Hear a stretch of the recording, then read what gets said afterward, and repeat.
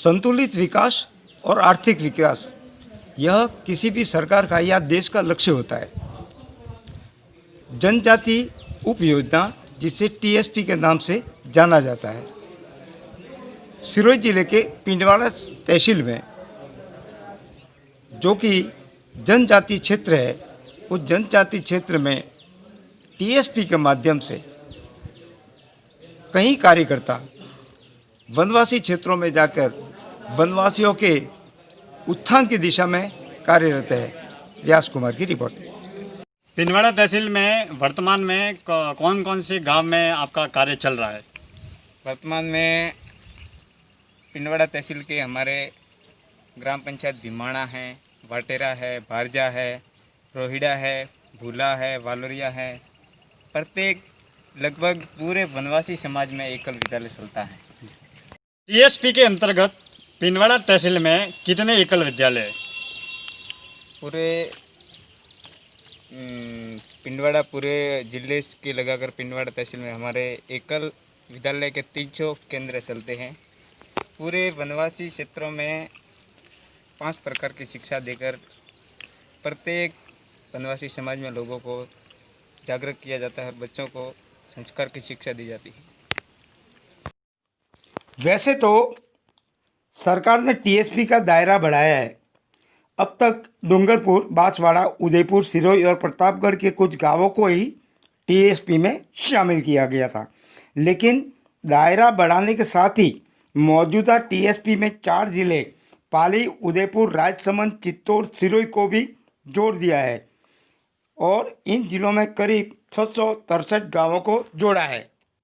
लेकिन यदि सिरोही जिले की पिंडवाड़ा तहसील की बात करें तो यहाँ कई गांव अभी इससे जुड़ने बाकी है, जिसको लेकर टीएसपी संघर्ष समिति बनाई गई है और ग्राम स्वराज मंच के रेवाशंकर रावल की अध्यक्षता में आज टीएसपी संघर्ष समिति की बैठक हुई, जिनमें विभिन्न प्रकार के दायित्व सौंपे गए तथा वनवासियों के उत्थान के लिए संकल्प दोहराया गया तथा सबने आगे आकर इस दिशा में कार्य करने का मानस जताया गया।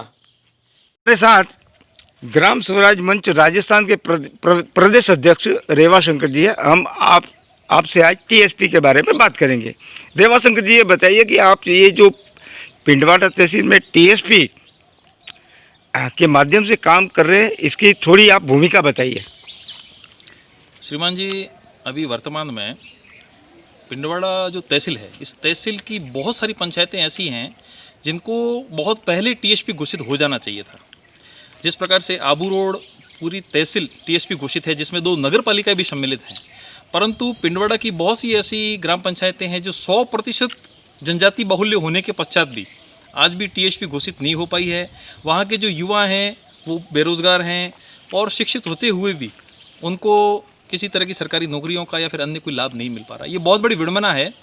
तो ग्राम स्वराज मंच इसके लिए प्रस्तावित करके टीएसपी संघर्ष समिति का गठन करने जा रहा है और हम ये प्रयास करेंगे कि सरकार तक इस आवाज़ को पहुंचाएं और टीएसपी के लिए हम एक वृहद कमेटी का गठन करेंगे और प्रत्येक ग्राम स्तर तक कमेटियों का गठन करेंगे, जिसमें एक अध्यक्ष होगा, संयोजक होगा और वहाँ के जो पढ़े लिखे शिक्षित युवा हैं और जो जागरूक लोग हैं उनको जोड़ करके टीएसपी की जो फ़ायदे हैं उस टीएसपी के फ़ायदों को पहुंचाया जाएगा, इस बात को पहुंचाया जाएगा और सभी एकजुट होकर के सरकार से अपने हक की मांग करेंगे। ये आपका ये जो ट्राइबल सब प्लान है, जनजाति उप योजना है, तो जनजाति उप योजना में आपको जनजाति आयोग से कुछ सहयोग मिलता है क्या? देखिए श्रीमान जी, जनता और सरकार के बीच में एक महत्वपूर्ण कड़ी होती है जनप्रतिनिधि, और हमारा जो ये क्षेत्र है बहुत ही पिछड़ा हुआ क्षेत्र है।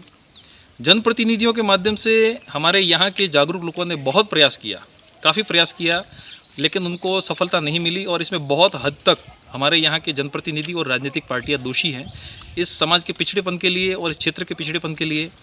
और अब जनता ने खुद अपना बीड़ा उठाया है। आज़ादी के 25 सालों के बाद भी जनजातीय क्षेत्र में कोई काम नहीं हुआ, इसलिए जनजाति उप योजना का प्रारंभ किया गया।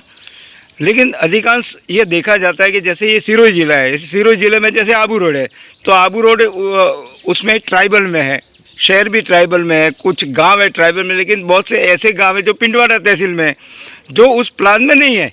उस दृष्टि से आप क्या करेंगे? क्या आप इसके लिए कुछ संघर्ष करेंगे या आपको कोई हरी झंडी मिली है? सबसे पहले तो हम लोग यहाँ का एक भौगोलिक अध्ययन करने जा रहे हैं और हमारे पास में ऐसे एक मजबूत डाटा बेस होंगे जिसके आधार पे हम अपनी बात रखेंगे।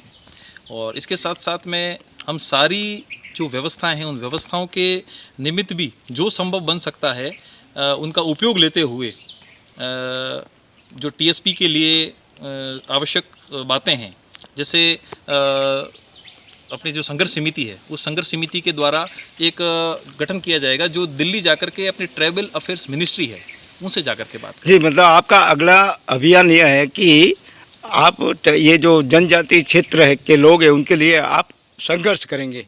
धन्यवाद।